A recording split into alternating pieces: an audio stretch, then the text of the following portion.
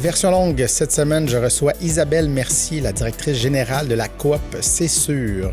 Qu'est-ce que la coop C'est Sûr? C'est ce qu'on va parler dans l'émission. C'est une bébite à deux têtes. En fait, ça a commencé comme étant plus pour connecter l'Internet dans les milieux ruraux, dans le coin de Très-Saint-Rédempteur, Sainte-Marthe. Dans les milieux très agricoles.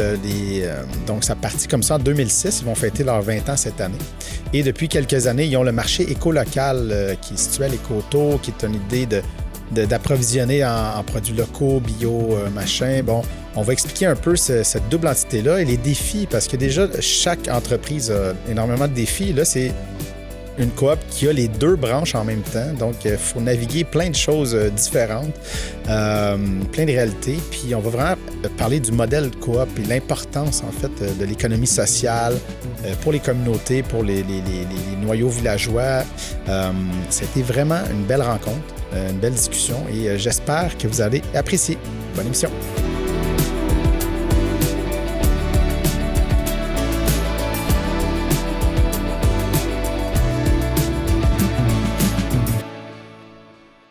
Alors, Isabelle Mercier, merci beaucoup d'avoir accepté mon invitation ce matin. C'est ça, ben on va commencer par parler un peu de toi. OK. Non, mais parce qu'on se connaît depuis pas si longtemps. On s'est vu quelques reprises dans des tournages ici et là. Mm-hmm. Mais avant de parler de la coop et tout ça, tu sais, savoir un peu ce qui t'a amené jusque-là dans une coop, la coop, c'est sûr, là. C'est quoi les grandes lignes? On ne fera pas ton CV complet, là, mais... Non, ça me fait plaisir. En fait, j'ai un parcours assez éclectique. En fait, j'ai fait beaucoup de choses. Oui, c'est ça. Je suis quelqu'un de curieuse, de passionnée aussi. Donc, je dirais que mon début de carrière a commencé un petit peu là, dans le service à la clientèle. J'ai été beaucoup en service à la clientèle à une certaine époque. Pour, par la suite, travailler un petit peu plus dans l'industrie industrielle. J'ai travaillé, entre autres, chez Plonco, à Valleyfield, qui était un passage marquant quand même dans ma carrière, de connaître comment on structure la manufacture, comment on travaille d'un produit de son entrée de base, donc de matières premières jusqu'au service client. Oui, jusqu'à la livraison. La chaîne au complet, là, ouais.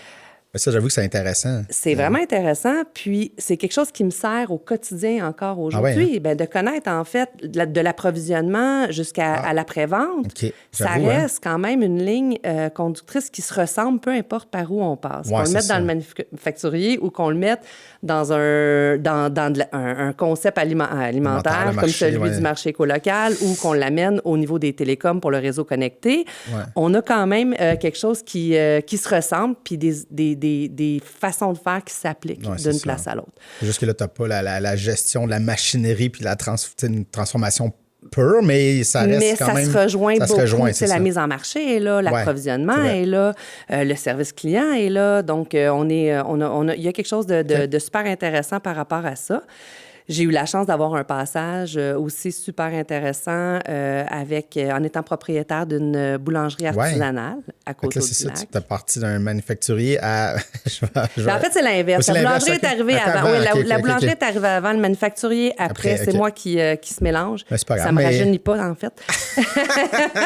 Puis, la boulangerie a amené, bien sûr, là, tout le volet créatif, le volet initiative, de croire en ce qu'on est capable de faire, de le faire soi-même. J'étais en copropriété avec ma belle-mère à l'époque aussi.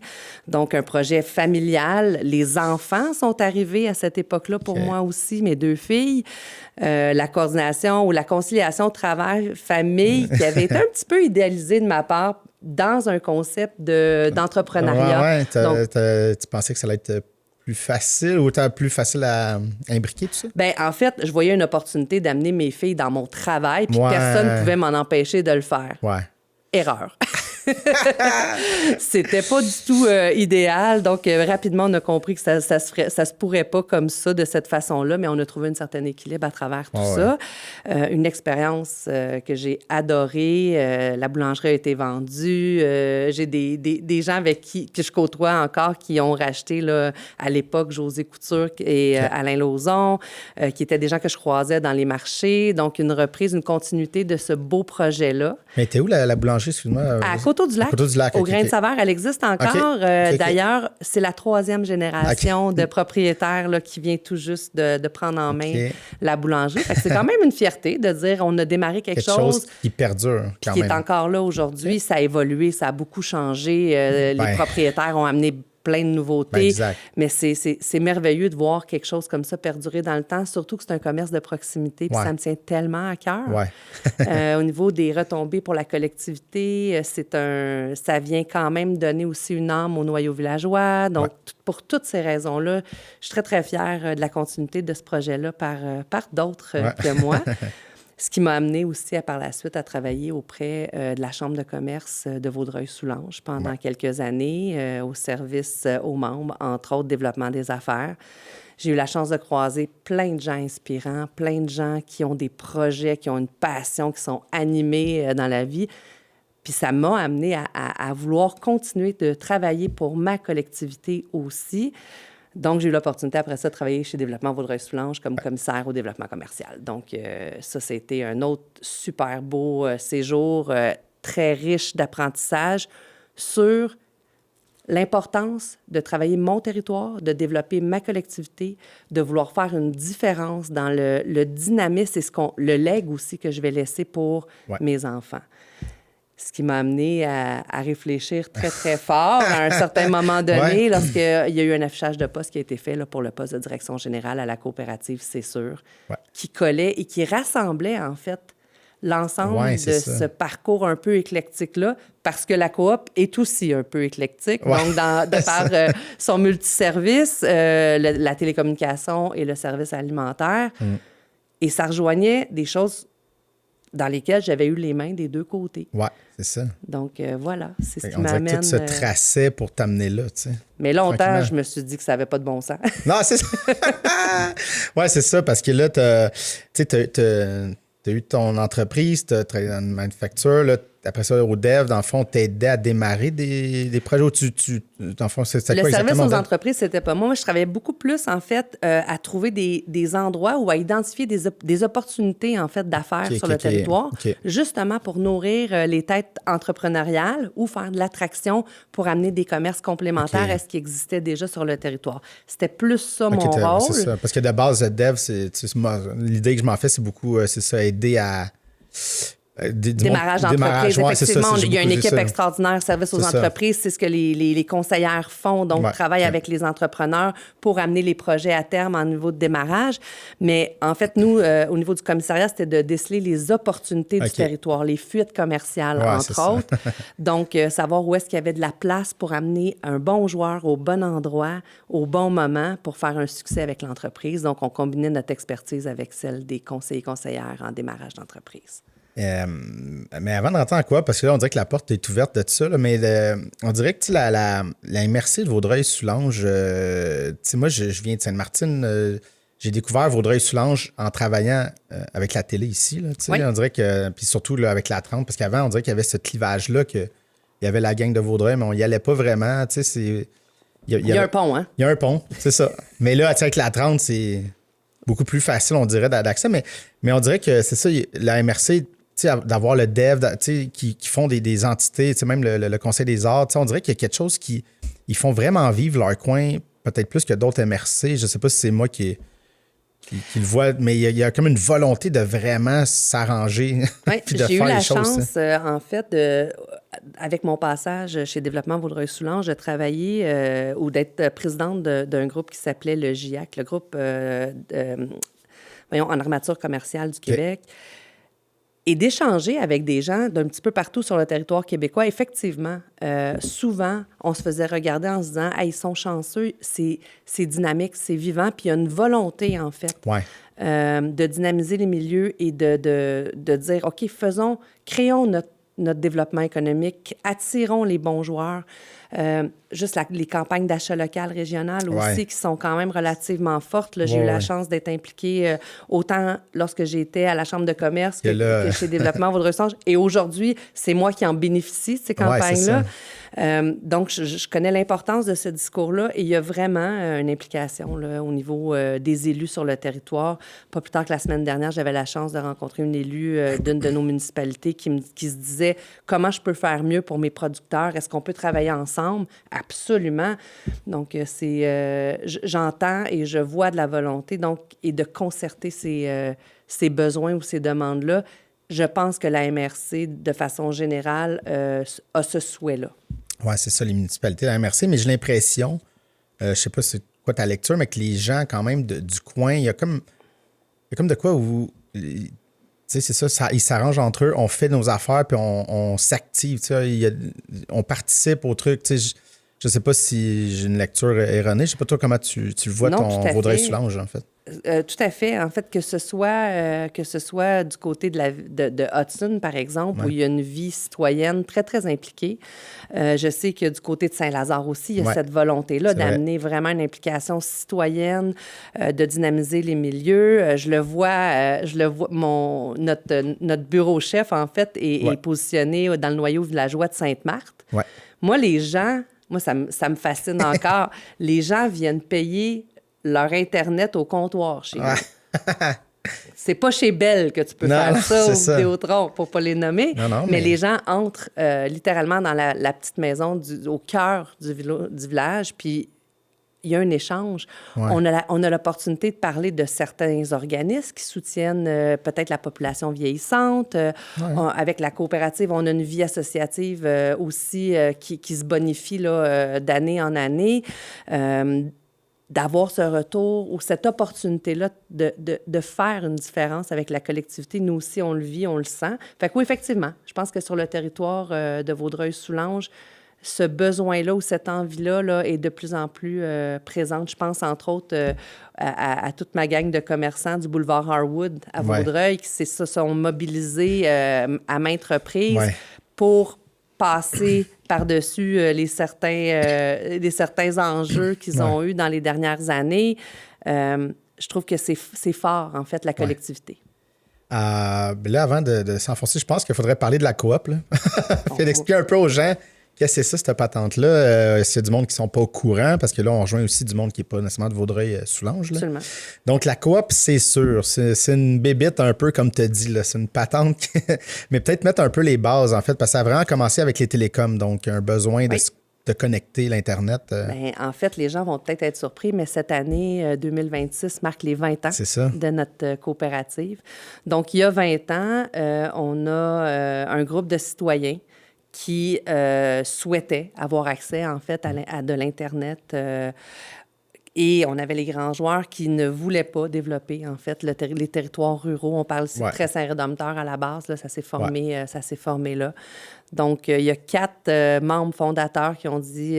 on aime bien les appeler les irréductibles gaulois, des fois, au bureau, qui ont dit non, c'est pas vrai, ça se peut pas, nous, on va le faire. Ouais. Et c'est parti de là. En fait, on a bâti un réseau avec des tours, micro-ondes, pour une desserte en ruralité dans Vaudreuil-Soulanges, en fait. Là, toute la portion là, plus rurale, Saint-Élesphore, Saint-Polycarpe, très Saint-Rédempteur, etc. Des places où il y a beaucoup de rangs, très éloignés, beaucoup de terres agricoles aussi, fait que c'est ça. Un petit peu plus tard, 2016, si je ne m'abuse, les dates, c'est pas ma force, mais dans c'est pas grave, ça. C'est pas un examen d'histoire. Là, non, en fait, à ce moment-là, la fibre optique est arrivée un petit peu partout sur le territoire québécois et un certain François Legault est arrivé au pouvoir aussi et avait promis de brancher l'entièreté là, du Québec là, en matière d'Internet haute vitesse.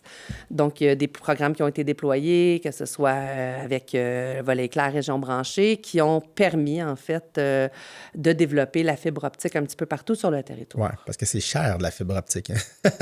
C'est pas donné, de la fibre optique. C'est petit, ouais, c'est mais il y a des dollars qui sont associés au développement d'un réseau comme celui qu'on a bâti là, sur le territoire. Parce que nous, ici, quand il y a eu un switch à la haute définition, il a fallu que Vidéotron vienne justement nous reconnecter, juste nous ici, la fibre optique c'est pas loin, là, un poteau, juste pour qu'on puisse se repitcher. Parce que nous, ici, on a la tour de diffusion. Fait qu'on, c'est nous, on met nos émissions, ça s'en va un centre puis là, qui redistribue dans la région, mais il n'a pas fait loin, puis c'était une bonne facture. La facture était, oui, c'est ça. C'était une très bonne facture. Exact. Donc, on avait le privilège de pouvoir d'être subventionné pour faire ce travail-là.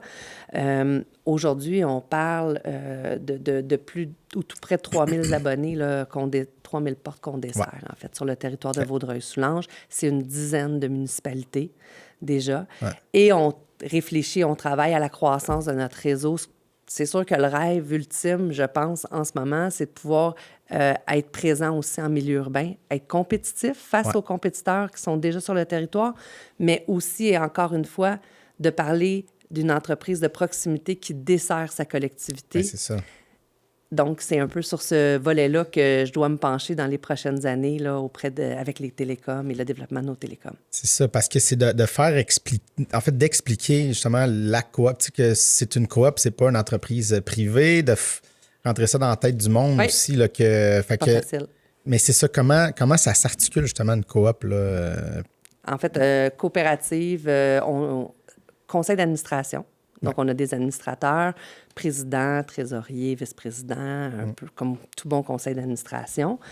Et ce qu'il faut comprendre, c'est que les membres de la coopérative sont tous, en fait, des propriétaires, des copropriétaires de notre belle coopérative, part sociale, en fait. Ouais. Un peu comme les Desjardins de ce monde, en fait, là. Donc, et c'est le pouvoir de décision de l'ensemble des membres de la coopérative. Et là, on va parler de notre AGA, par exemple, l'Assemblée générale annuelle, où est-ce que les membres peuvent se présenter et devraient se présenter pour venir voir ce qui se passe, les projets qu'on fait, contribuer à nos réflexions de l'avenir aussi, c'est super important. On vient de faire une planification stratégique. On a envoyé des sondages auprès des membres et on a eu plus d'une centaine de répondants, ce qui est assez rare, en fait, en matière de... J'envoie un sondage à mes clients, par exemple, puis j'ai un retour. Les gens se sentent quand même impliqués. Ouais. C'est pas tout le monde qui comprend, en fait, qui font partie d'une coopérative. Donc, dans la dernière année, on a instauré une façon un petit peu symbolique de tenter de leur faire comprendre, c'est que lorsqu'on fait une installation de fibre ou lorsque les gens adhèrent au marché écolocal, on leur remet une carte d'affaires. Okay. Leur nom est dessus et c'est écrit copropriétaire. OK. Donc, c'est symbolique, mais c'était pour essayer d'amener ce sentiment d'appartenance-là, la compréhension de « OK. » Une part sociale fait que je suis impliqué. Là, j'ai le droit de contribuer avec mes idées. Ouais. Je peux m'impliquer bénévolement parlant parce qu'on a un volet très bénévole aussi à la coopérative. Il y a des activités qui sont offertes en matière de vie associative, que ce soit le rallye découverte, que ce soit les portes ouvertes où les gens peuvent venir discuter, échanger avec nous, nous parler de leurs enjeux, leurs insatisfactions, leurs besoins. Donc, on est vraiment à l'écoute de cette communauté-là pour tenter de voir quelle orientation dans les prochaines années la coopérative pourrait prendre ou quel autre service pourrait être mis en place pour soutenir notre collectivité, nos membres. Oui, c'est ça. Puis il y a quelque chose aussi qui est très payant parce que c'est pas avec les géants que tu pourrais avoir accès rapidement au DG, au président, pour parler de « ouais, mais là, je sais pas si il y a telle affaire » ou ne serait-ce même si c'est pas des insatisfactions, mais dire « mais ce serait le fun d'avoir ça, de se sentir comme impliqué. » Bien, j'ai envie de partager peut-être une histoire, le côté échelle humaine de qui on est et de la différence qu'on fait. Par exemple, on avait un membre récemment. On savait que ça se passait pas bien, personne vieillissante, seule à la maison, pas de famille. On est la desserte téléphonique, Internet, etc. On sait que ça se passe pas super bien. Mais j'ai une des membres travailleurs de l'équipe qui a pris en charge le dossier pour faire enquête, contacter les services sociaux, le CLSC, s'assurer qu'il y avait quelqu'un qui allait voir cette personne-là, s'assurer que la personne allait bien. Mais au final, il y a eu des solutions, il y a eu des décisions qui ont été prises pour soutenir cette personne-là qui en avait grandement besoin. Je serais bien surprise de savoir que Bell ou Vidéotron a fait ce genre de démarche auprès de leur clientèle. On les aime, les grands joueurs. On en a besoin. Je ne dis pas qu'on n'en a pas besoin. Ça, c'est clair que... Mais c'est ça la différence de faire affaire avec une coopérative. C'est d'avoir des gens qui sont là avec nous pour nous. Est-ce que c'est ça. Puis depuis tantôt, tu sais, je me dis, il y a quelque chose de... C'est ça, tu sais, de l'idée de... On a besoin d'Internet pour se connecter. de connecter au monde, mais en ayant une coop, ben, on se connecte aussi au monde, mais d'une manière... il y a deux échelles de connexion. Il y a Tout à fait. la connexion Internet, mais la connexion humaine, villageoise, d'entraide et de partage, en fait, que je pense que le monde a de plus en plus besoin. Là. Mais c'est en fait à partir des membres du réseau connecté que le service alimentaire de la coopérative est né. Il y a un groupe de membres qui bénéficiaient de notre service Internet, télécommunications, qui ont dit un jour, ben nous, on veut s'approvisionner en alimentation biologique. Ça a commencé beaucoup avec le bio à l'époque. Ouais. Il y a plus de 10 ans, ou il y a à peu près 10 ans de ça. Oui, c'était moins évident. Effectivement, c'était moins évident. Surtout dans les petits villages, c'est ça. Il y a les épiceries de quartier ou les épiceries de proximité avec une desserte qui répondait à ce besoin-là était plutôt rare. Ouais. Donc, ils se sont mis ensemble, un groupement de membres. On commençait à faire un groupe d'achat. Donc, pour acheter s'approvisionner ensemble, puis répartir après ça les frais transport denrées, etc. Le mouvement s'est un peu agrandi, a grossi, mais c'est aussi transformé avec la volonté d'avoir accès à des produits de proximité. Donc, c'était plus juste le biologique, écologique qui était mis de l'avant, mais aussi les producteurs locaux, donc de proximité. Donc, tout ça, c'est travaillé sur une dizaine d'années. Ça fait 5 ans maintenant qu'on a un pied à terre à l'Écoto sur la route 338. Donc, un magasin de vente au détail accessible à monsieur, madame, tout le monde. On n'est pas obligé d'être membre pour acheter à la boutique ou à notre épicerie de quartier. Mais c'est une volonté à la base des membres d'avoir ce service-là qui a fait naître, en fait, le marché écolocal. Puis c'est ça, c'est drôle. Puis là, ça fait partie d'un truc qu'on avait déjà jasé la première fois qu'on s'est rencontrés, là, 1 an et demi. En tout cas, j'entrais en poste, je pense que j'avais 2 semaines. Ouais, c'est ça. Parce que c'était comme l'idée, là, c'est là que ça me frappait l'idée du branding. Parce que tu es comme, OK, là, la coop, c'est sûr, c'est Internet connecté. Puis là, on rentre l'alimentaire. Puis là, c'est là qu'on parle de la bébite depuis tantôt, à 2 têtes, de comme. Puis là, il risque de mélanger. Puis même si ça mélange le monde, c'est pas si grave, là, mais tu sais, il y a du monde qui connaissent que le marché, tu sais, fait que comment qu'on gère cette espèce de branding-là? Je sais que c'est comme une réflexion que tu avais. Oui, là. C'est encore un défi. On a C'est sûr qui est l'entité coop complète, si on veut. Ouais. Et en dessous de ça se déclinent en fait 2 services, donc le service réseau connecté et le service marché écolocal. On avait même une autre patte qui était là, qui était le hub Vaudreuil-Soulanges, qui est encore un projet de pôle alimentaire pour nous. La seule chose, c'est qu'on a choisi de ramener le hub dans le marché colocal pour plein de raisons qui font du sens. Entre autres, les frais de maintien d'une marque supplémentaire, la force que le marché a bâtie au fil des ans, la notoriété. Donc, déjà là, on a un petit peu consolidé. L'idée maintenant, c'est de travailler sur le message à véhiculer, être présent, expliquer qui on est. Ça reste encore un travail pas simple. Oui, parce que ça fait beaucoup de choses à expliquer. Tu sais, déjà, expliquer que c'est une coop, expliquer les 2 entités qui vivent sous cette coop-là. Parce que, tu sais, moi, j'ai fait quelques cours à l'université en publicité. Puis là, c'était tout le temps comme quand on a un message, il faut que ce soit une ligne. Tu sais, il faut dire une chose à la fois. Puis là, c'est comme, ben là, il faut expliquer cette patente-là. C'est un peu sur ça qu'on s'est concentré, en fait. Premièrement, on a créé une page de médias sociaux, c'est sûr, qui n'existait pas, qui, elle, parle beaucoup plus de notre vie associative, qui parle beaucoup plus de c'est quoi la coop, c'est qui la coop, l'année des coops, nos 20 ans. Donc, on va aller vraiment dans notre global, puis on a nos deux marques distinctes qui ont aussi leur petite bulle de réseaux sociaux, là, donc le marché colocal et réseau connecté. Déjà là, d'avoir scindé ça un petit peu plus distinctivement, ça va. Et j'ai aussi créé un poste là, en communication à temps plein chez nous pour justement alimenter le mieux possible et de façon stratégique, en fait, ces marques-là. C'est ça, c'est ça, de ne pas se mêler dans le message au bon moment. Fait que là, c'est ça, t'arrives en poste, tu sais, déjà tout ça était comme mis en place, mais là, toi, c'était quoi ta volonté quand t'arrivais de dire, bon là, je reprends ça, mais j'envoie ça où, tout ça, là, tu sais, c'est parce que c'est gros, là, tu sais, il y a bien des choses à saisir. C'est comme 2 business en une, là, tu sais, si on regarde ça. C'est tout à fait 2 business en une. Je suis un peu comme ça dans la vie de façon générale, c'est-à-dire souvent, je vais me lancer avec le cœur. Ouais. J'y crois.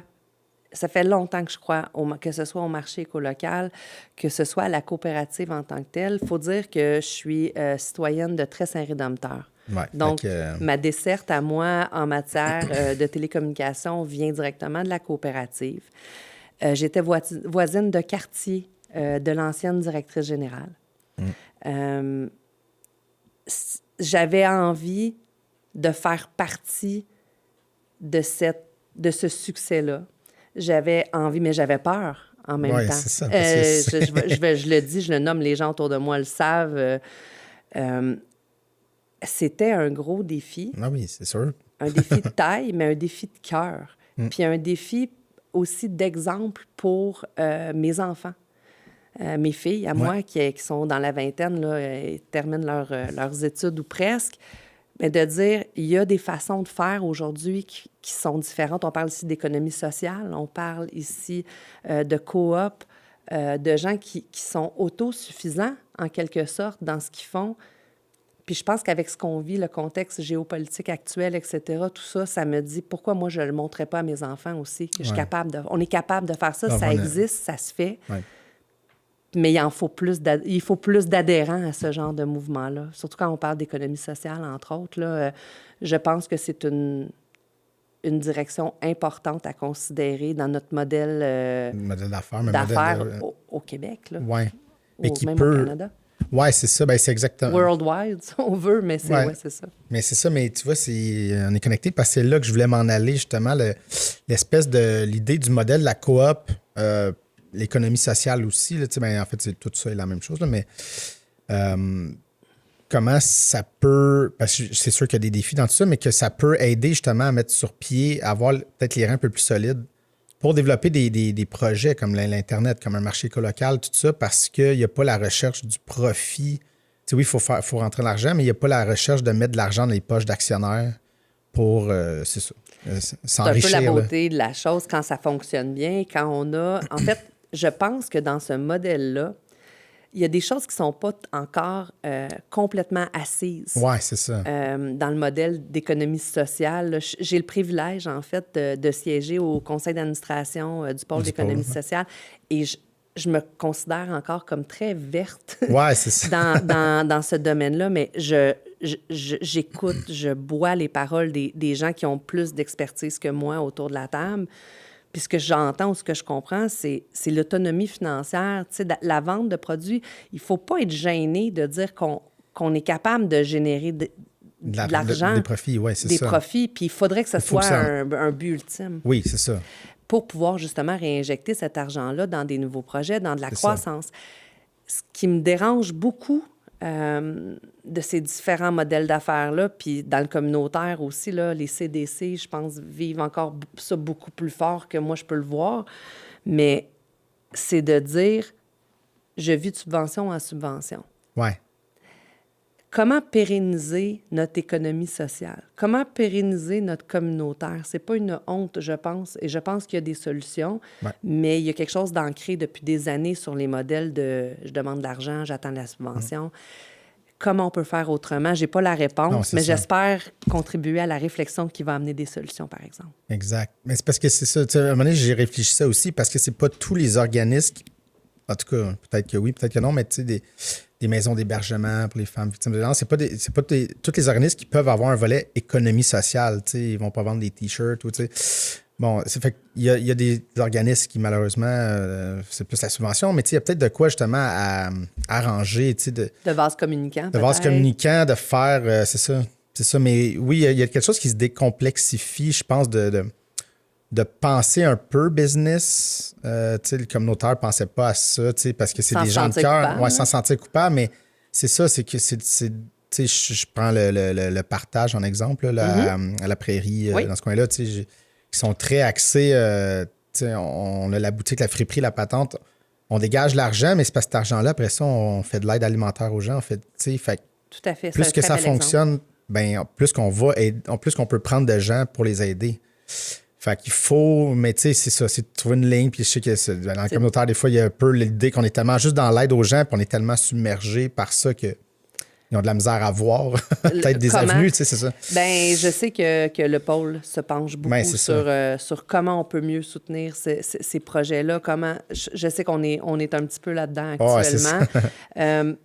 Je pense qu'il y a des belles pistes de solutions vers ces modèles d'affaires-là. Mais je crois sincèrement aussi au vase communicant. Ce que Ouais, je disais, est-ce c'est que ça. je donne, à titre d'exemple, de notre côté, à la coopérative, on a un fonds de développement social. OK. Le fonds de développement social, en fait, est maintenu avec les surplus qu'on va générer annuellement, par exemple. Il y a une partie de ces surplus-là qui est déposée ou versée dans le fonds de développement social. Ce fonds de développement social-là a plusieurs utilités. Il y a même des membres qui contribuent volontairement sur leur facture mensuelle. OK. Donc, des gens qui vont donner en récurrence 5, 20, 25 dollars, Des fois, juste arrondir la facture. arrondir la facture et ça s'en va au fonds de développement. Ouais. Ce fonds de développement social-là a servi, dans la dernière année, à titre d'exemple, à financer des familles dans le besoin qui ne pourraient peut-être pas se payer l'Internet Ah, ouais, à OK. tous les mois, Ouais, ou qui auraient OK. de la difficulté, en tout cas, Ouais. à payer leur Internet à tous les mois. On a soutenu aussi des familles incendiées. OK. Des membres, en fait, de la coopérative qui ont vécu des incendies, en donnant des crédits au marché colocal, en donnant... OK. Il y a des pistes qui sont un peu aléatoires en ce moment, mais qui pourraient être mieux structurées à travers plusieurs types d'entreprises qui pourraient faire un petit peu la même chose que ce qu'on fait. Encore là, il faut amener les gens à se mobiliser pour ça et à penser que la collectivité est aussi une priorité. Oui, exactement. Ben, On n'est pas tous là encore. On n'est pas tous là encore, mais j'ai l'impression, dans les dernières années, que là, tu sais, avec la pandémie, l'achat local, je pense que ça revient un peu dans la tête des Ce qui se gens. passe à travers le monde a Aussi, quand là. même une influence sur ça, cette c'est clair. volonté de se soutenir ou d'être autonome entre nous. Puis là, ben, c'est sûr qu'on a parlé beaucoup d'autonomie alimentaire. Fait que là, vous êtes là-dedans aussi, là, tu sais, comme un des maillons, mais tu sais, on l'a fait. Mais c'est difficile. C'est difficile. Puis, tu sais, ça vient aussi avec l'idée, bon, ben, des fois, c'est cher l'épicerie Le Monde. Fait que là, tu dis, est-ce que je peux complètement switcher à 100 100%, tu sais, achat local. Mais, tu sais, des fois, de juste tranquillement monter un peu l'argent qu'on met là-dedans, ben ça va faire une différence tranquillement, tu sais, aussi. Puis il y a tout le volet préconçu aussi que les gens pensent vraiment qu'en rentrant au marché, ils vont payer vraiment beaucoup plus cher tout le temps, ce qui n'est pas tout le temps le cas. Non. En fait, on a commencé à faire un peu des comparatifs avec des épiceries grandes surfaces sur certains produits. J'ai en tête cette semaine les poireaux. Nos poireaux sont moins chers que la majorité des grandes surfaces à ce moment-ci de l'année. Donc, il y a des économies à faire. C'est la même chose pour le citron. Je sais qu'il y a 2 semaines, on était moins cher que la majorité. Oui, c'est ça. Donc, il y a des produits, il y a un suivi à faire. Ça prend un exercice quand même de le faire. La volonté de dire je mange mieux, je mange d'ici, tout ça aussi. Je réduis en fait mon empreinte écologique aussi. Et ça, les gens l'oublient un petit peu des fois. Dans l'équation, oui, c'est ça. Nos produits voyagent beaucoup moins avant d'arriver sur la tablette puis d'arriver dans votre assiette aussi. Ouais. Mais ça, c'est une réflexion que j'avais déjà eue avec Caroline là, de la fromagerie Ruban Bleu, que j'ai reçue récemment, mais qu'on avait parlé justement d'achat local, puis après ça, l'idée de l'environnement, puis tout ça. Puis après ça, elle dit, chaque personne va se positionner comme un peu là-dedans, mais des fois, il y a des réflexions de dire, mais mettons juste les crevettes, mettons, OK, on va acheter québécois, on va acheter de Matane, machin, mais ils viennent quand même de loin versus des crevettes peut-être du nord de l'Amérique, nord-est de l'Amérique, mais on n'achète pas québécois, mais là, c'est... Tu sais, fait que des fois, il y a comme ces combats-là sur certains produits. Fait que là, ça devient comme un peu, OK, pour ça, je peux faire ça, pour ça. Fait que, maintenant, aussi, il faut... Je pense qu'il faut relativiser. Oui, c'est ça. Je pense qu'il faut se dire qu'on a envie de savoir qu'on fait quand même un pas vers l'avant, sans que ce soit 100 %. Il y a quelques années, je me souviens, dans les campagnes d'achat local, je pense que c'était en pandémie, si je ne me trompe pas, on parlait d'un 20 $. On disait, si je rajoutais 20 $ par semaine que j'injecte et que je m'assure que ce 20 $-là s'en va dans l'économie locale de proximité, bien, c'est déjà ça. On ne te demande pas de mettre ton budget d'épicerie à 100 complet, là. c'est ça. Mais si juste ça, c'est déjà beaucoup, ça serait bien. Là, le travail qu'on essaie de faire ou qu'on tente de faire avec mon équipe, c'est de percer, en fait, le milieu de l'approvisionnement un petit peu plus institutionnel. Oui, c'est ça. Donc, on est comme projet sursis, là, on va l'appeler comme ça pour la prochaine année. L'idée, c'est de travailler avec nos CPE et nos RPA. On a choisi, en fait, de cibler, en fait, un marché en particulier parce que les dernières années, avec les différents projets auxquels on a participé, ont amené cette conclusion-là de dire, OK, l'offre qu'on a actuellement de nos producteurs sur le territoire et périphérie s'adresse beaucoup plus à ce type de clientèle-là. Donc, on est à travailler là, des beaux morceaux. On lance incessamment, je peux en parler là, parce qu'on a reçu le matériel cette semaine, primeur. En fait, un programme de collation pour les CPE. Donc, de mai à octobre, les CPE vont pouvoir se prévaloir d'un programme récurrent, hebdomadaire, où est-ce qu'il va y avoir des collations de producteurs locaux qui vont arriver à préproportionner avec un cartable d'activités pour présenter les aliments aussi. Le premier morceau, là, ça s'en vient. On a un temps spécial dans l'année là, qui s'en vient. Là. Habituellement, on mange un petit peu plus sucré ces temps-ci. Donc, il y aurait peut-être quelque chose à ce niveau-là qui va pouvoir rentrer dans nos CPE du territoire de Vaudreuil-Soulanges et périphérie aussi. On travaille sur le territoire là, de Salaberry aussi. On a quelques clients de ce côté-là, quelques producteurs aussi pour faire une offre plus complémentaire, plus riche. Parce que c'est là le défi, en fait, de faire la rétention au niveau des acheteurs. C'est si on leur donne une liste de produits beaucoup trop courte, ils doivent quand même faire plusieurs commandes. Ça devient... Là, on leur demande de changer des habitudes en plus du prix, souvent, qui est peut-être pas toujours compétitif. Parfois, oui, je reviens. C'est ça. Parfois, non, mais c'est un équilibre dans le mix de mes achats qui fait en sorte que je peux m'afficher comme un bon citoyen corporatif qui s'approvisionne localement. Bien, c'est ça. Oui. Fait que ça vient. Il faut changer les mentalités. Mais ça, pour vous, j'imagine que ce serait quand même un gros truc qui pourrait pérenniser un peu tout le marché éco-local. On le souhaite. Une façon de dire, bien là, si on a des récurrences institutionnelles, bien là, vous savez au moins qu'il y a tel argent rentre. J'imagine que ça aiderait beaucoup. Là. Ça aiderait beaucoup si on y va avec le volume escompté. Donc, les prévisions qu'on souhaite. Mais pour l'instant, on trouve ça difficile. La réponse, la volonté, le discours des gens est là. C'est l'action qui... Mais je reviens à... J'ai hâte que les bottines suivent les babines. Mais je comprends que c'est pas facile. Les habitudes, changer les... c'est pas facile pour personne. Mais je pense que cet effort collectif-là, au niveau des entreprises du territoire dans l'approvisionnement, que ce soit pour des cuisines, on parle de RPA ou de CPE, que ce soit nos grandes entreprises aussi, d'offrir à leurs employés l'opportunité de s'approvisionner localement. On a le camion fermier mobile, en fait, qui a commencé l'année passée à avoir un super beau succès. On a fait quelques tests en entreprise. Donc, on est allé voir des entreprises avec le camion où est-ce qu'on faisait des journées, où est-ce que les travailleurs pouvaient venir magasiner en fin de journée, changement de chiffre, dans le magasin camion qui était sur place. Là. Donc, on essaie de combiner... mais juste expliquer, c'est un camion qui se promène avec essentiellement un peu ce que vous avez en boutique. Ou des produits... En fait, l'idée, c'est un duplicata du magasin. Donc, l'expérience camion, là, quand on arrive, l'extérieur, c'est les produits maraîchers. C'est souvent ce qu'on a dans l'entrée du magasin. Ensuite, le parcours à l'intérieur, on invite les gens à entrer dans le magasin. C'est un magasin. On a des petits paniers. Les gens peuvent magasiner. Donc, on va trouver les produits transformés des producteurs locaux. On parle de sauces piquantes, de confitures, de miel. On a aussi un congélateur où on propose des viandes. Donc, c'est vraiment la reproduction du magasin. L'idée, c'est de faire connaître le magasin, c'est d'amener les produits chez les gens aussi, mais c'est de créer aussi une récurrence pour la saison hivernale parce qu'on n'est pas fermé, le marché éco-local l'hiver. C'est sûr que l'offre est différente versus l'été, mais si on veut pouvoir continuer d'offrir un one-stop shop il faut qu'on continue à opérer l'hiver avec des produits souvent québécois, surgelés, les produits transformés qu'on peut avoir en tablette, etc., etc. L'offre, elle est magnifique, même en saison hivernale. J'invite les gens à venir voir l'équipe du marché. Les filles travaillent tellement fort et donnent un service impeccable aussi.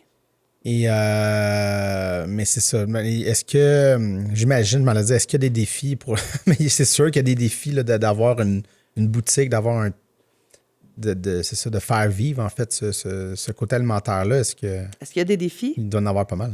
En fait, je vais le nommer parce que c'est public, les gens qui voudraient aller voir nos états des résultats, etc. Tout ça, le marché colocal est déficitaire depuis son ouverture. Okay. Je parle en pieds carrés physiques. Ouais.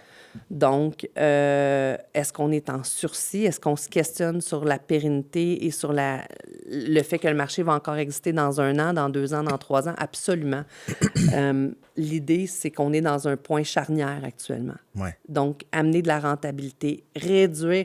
Comme on l'a dit, on est une coopérative. Ouais. On veut faire nos frais. On n'a pas besoin d'aller plus loin que de faire nos frais, mais il faut faire nos frais. Oui, c'est ça. Donc, on est à travailler là-dessus avec mon équipe très, très fort. Donc, travailler les produits, avoir des meilleures marges, optimiser les processus internes, réduire les heures des membres, avoir plus de bénévoles qui soutiennent aussi la préparation des commandes, qui viennent en magasin. Il y a des pistes pour nous aider à pérenniser. Encore une fois, on parlait peut-être de subventions, d'aide financière non remboursable, etc. Mais mon objectif personnel, j'en fais vraiment un défi personnel, c'est de trouver le seuil de rentabilité de façon naturelle, c'est-à-dire avec les opérations, avec l'équipe en place. Ouais. C'est ça, parce que c'est ça qui arrive avec la coop, c'est de dire, on s'en va dans un secteur où le privé, il va pas parce que c'est ça, il voit peut-être une complexité à rentabiliser. L'Internet à l'époque, rentrer dans les rangs, tout ça, mettre de la fibre dans des rangs où, c'est ça, il y a long à faire avant qu'il y ait une maison. Oui, c'est ça. On n'a pas de densification, là. Il y a un long de fil qui n'est pas rentabilisé parce ça que... prend plusieurs années pour rentabiliser ton fil. Exact. C'est ça. Parce qu'il passe puis il n'y a pas de maison. Fait que ça me bout là. Mais c'est ça, mais même chose pour les colocales, de dire, on y va avec une volonté de soutenir nos agriculteurs locaux, d'avoir un truc qui est là pour eux autres aussi. Là, pour le monde, oui, avoir accès, mais ça vient... facilitateur dans... Mais ça vient que... C'est ça, mais ça vient avec un truc qui est complexe à faire vivre. Avec un coût. Il y a quand même un coût à ça. Puis, tu sais, le coût se rattache aussi à la promotion, à la visibilité, à la mobilisation. C'est pas juste de dire ça me coûte des pieds carrés d'électricité, de frigidaire, de camion, puisqu'on a quand même un camion réfrigéré qui livre aussi. On a des points de cueillette un petit peu partout sur le territoire. On livre aussi du porte-à-porte. Ça, c'est une autre chose. On le fait parce qu'on veut être compétitif par rapport à ceux qui l'offrent. Ouais. Par contre, dans notre mission, vision, valeur, on a quand même beaucoup de choses sur l'environnement. On a un comité, en fait, aussi, là, de développement durable. Donc, on va miser sur le point de cueillette. Mais encore une fois, les gens ne sont pas prêts à changer leurs habitudes. C'est le fun de recevoir l'épicerie directement chez moi. Là. C'est ça.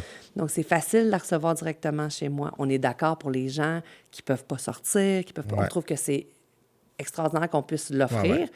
Mais sinon, on a des super beaux points de chute partout à travers Vaudreuil-Soulanges. Oui, c'est ça. Mais ça a devenu une grosse mode, là, se faire livrer ou... Puis là, mon équipe me taperait sur les doigts parce que j'ai dit point de chute, c'est point de cueillette. Il y a une cueillette, oui, c'est ça.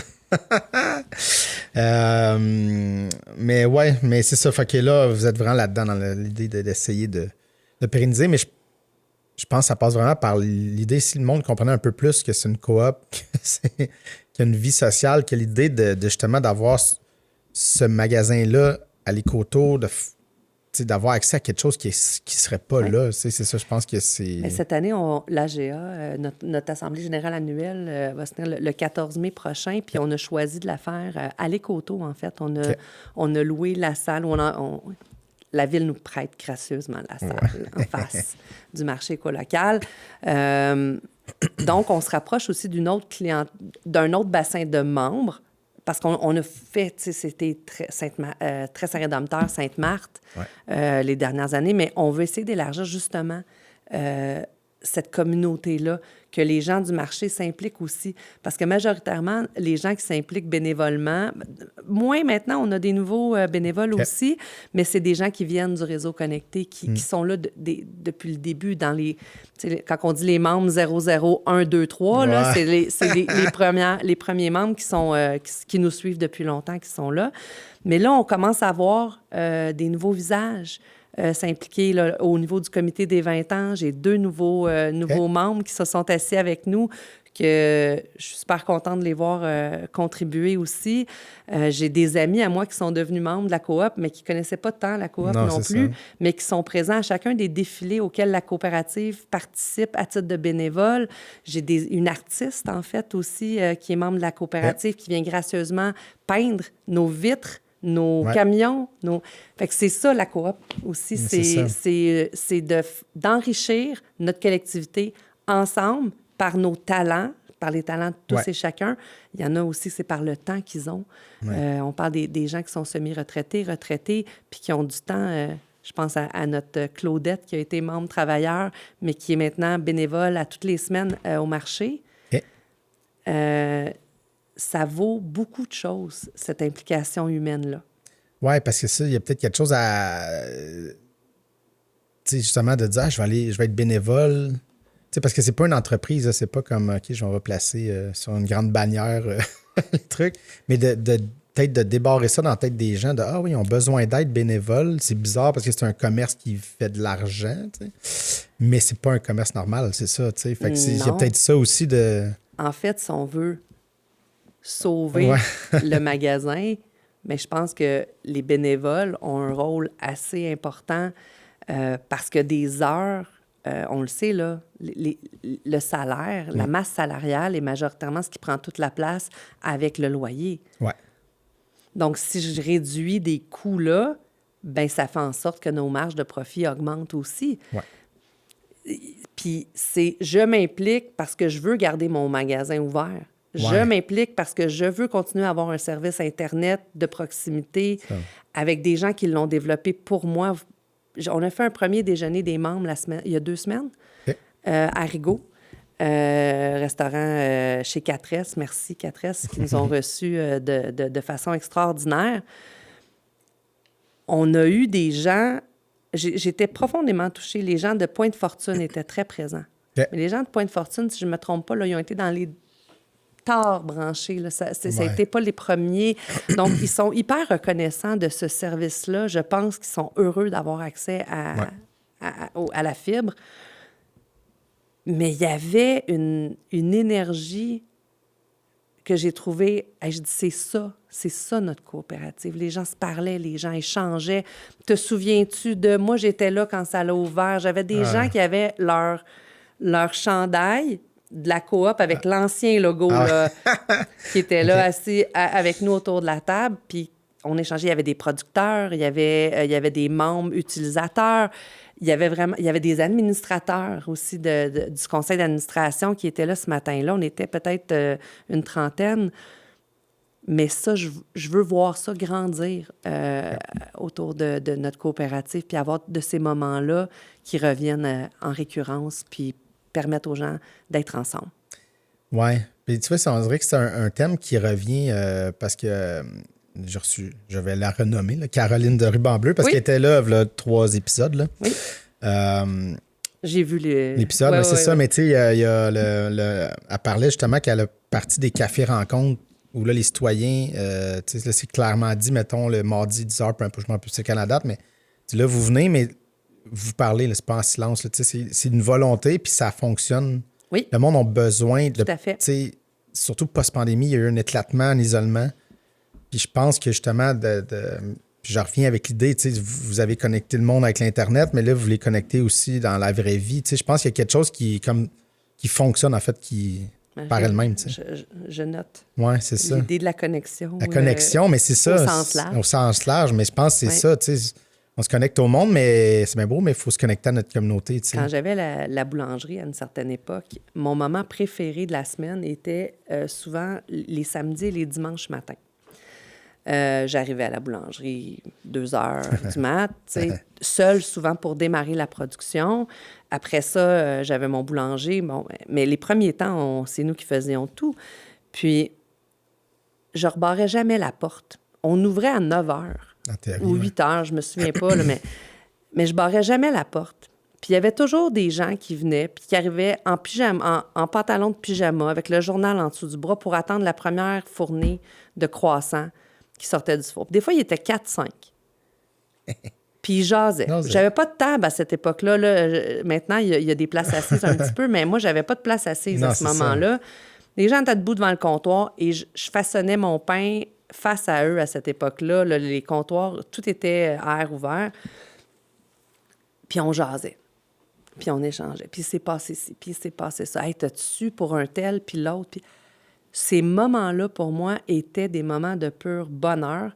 En trame sonore, j'avais toujours un petit CD de Vincent Vallière qui roulait à cette époque-là, que tout le monde reconnaissait en disant « Ah, elle écoute encore ça. » Oui, c'était ma trame de « Je pars. » Et je savais qu'à telle toune, ma levée était faite. Puis il y avait un rythme. Un rythme Et je savais qui rentrait à quel moment, à peu près chaque...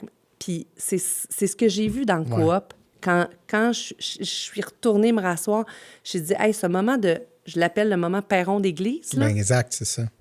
Mais ce moment-là, avec la coopérative, on est capable de recréer ce fameux perron d'église-là à travers nos portes ouvertes, à travers le déjeuner des membres, à travers des services qui répondent aux besoins personnalisés des gens, de soutenir des gens qui en ont besoin, que ce soit financièrement, que ce soit juste au niveau humain, comme ma collègue de travail a fait pour un des membres que je parlais tantôt. Ouais.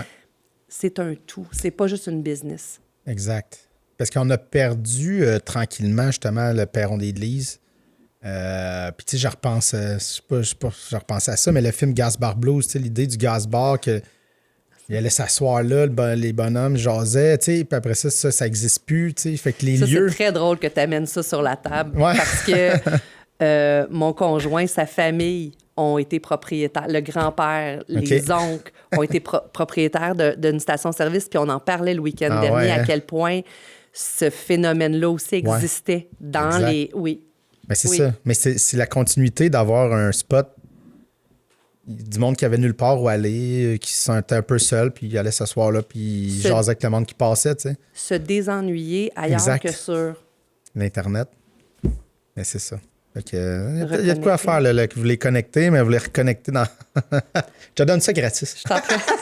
Je note, mais je t'invite au lancement de mon nouveau branding, si on va là. J'irai là faire. Avec plaisir. Mais non, c'est ça, je pense que c'est de plus en plus important là, d'avoir, tu sais, justement, Caroline qui dit, ben tu sais, à partir de ça un peu, je pense que c'est ces employés français, justement, qui, eux, connaissent moins de monde, qui ont un peu lancé ça, fait, OK, tu sais. Ouais, vraiment, ça part fort, puis là, c'est comme, ben voyons, tu sais, comme, mais... Puis on le voit, là, tu sais, ces lieux-là, ces petits établissements-là, tu sais, même en France, il y a une étude qui est sortie, là, il y a beaucoup de...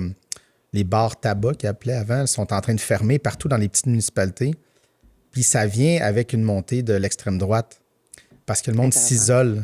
Le monde, il n'y a plus d'endroit où aller parler à l'autre, rencontrer l'autre, échanger, pas être d'accord. Fait que le monde tombe tout seul dans leur truc. Qui se ruminent vers des cheminements. Puis on a besoin. On parle de santé mentale. Là, mais ça fait partie de ça, c'est ça. Je pense que oui. Je pense que... De parler physiquement à quelqu'un, on ne pourra jamais battre ça. Là. C'est ça.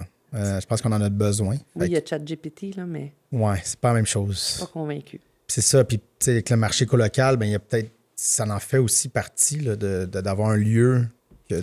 Bien, le marché offre des ateliers. Je vais le citer à titre d'exemple. Le marché offre des ateliers culinaires, ou si on veut, pour mieux connaître nos produits. C'est une bénévole, Annick, extraordinaire. Elle est plus que bénévole. Elle a gagné le titre d'ambassadrice de la coopérative, qui est un titre officiel là, à la coop.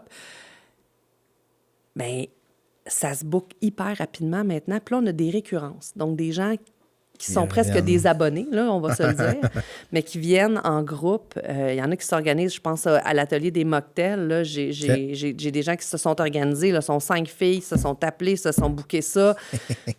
On va au marché faire ça. bien, ça nous sort un petit peu en dehors des activités d'un marché. Du marché standard. Ouais. Puis en même temps, bien, les gens découvrent des produits. Oui, tout ça. Ils savent quoi en faire. On parle œuvre utile. Oui, c'est ça. Mais... Puis des thématiques aussi plus spécialisées. Là, on parlait de détox, on parle d'aliments sains, on parle de comment on peut cuisiner sans sucre. Il y a le mode de vie qui vient aussi avec ça, l'énergie. Fait on prône beaucoup dans cette vague-là. Je pense que les gens ont envie de ça en ce moment aussi. Oui, c'est clair.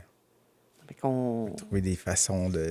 Oui, ça fait partie de toutes des petites idées qui peuvent tranquillement amener du monde. Mais tout ça demande... D'énergie, du temps. Du temps, des ressources aussi. Et je ramène le fait des bénévoles. Si j'avais pas une Annick ou une Itzel, par exemple, qui font ces ateliers-là bénévolement, est-ce que j'aurais les moyens de payer quelqu'un pour faire ça? Absolument pas. Non, c'est ça. Donc, ils viennent bonifier notre offre. Ils contribuent à la pérennisation de notre marché écolocal sans des fois trop s'en rendre compte, mais c'est hyper précieux.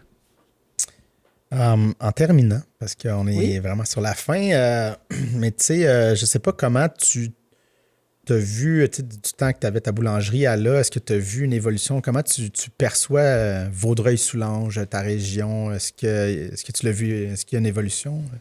Et là, c'est une super bonne question. Ouais, peut-être que je lance ça, puis on n'a pas le temps de... Non, mais en fait, rapidement, ce que je peux dire, la question que je me poserais, c'est est-ce que c'est moi qui a changé ma perception ou est-ce que c'est mon territoire qui a changé? Ah, j'avoue, hein. Mon territoire a changé, oui, mais moi, je l'habite beaucoup plus aussi. Donc, je vois plus peut-être les changements. Peut-être. C'est sûr qu'il y a de la densification, on va se le dire. On a beaucoup plus de monde. On a beaucoup plus d'ethnicité, donc beaucoup plus de culture à manger, à consommer, à regarder, à comprendre. Oui, puis je pense qu'on a un très beau territoire. On a un terroir qui est riche, on a de l'urbain, on a du rural, on a la montagne, on a beaucoup de belles choses chez nous, puis j'en suis fière, puis je suis fière de contribuer à faire en sorte que mes enfants puissent continuer de l'habiter. Là.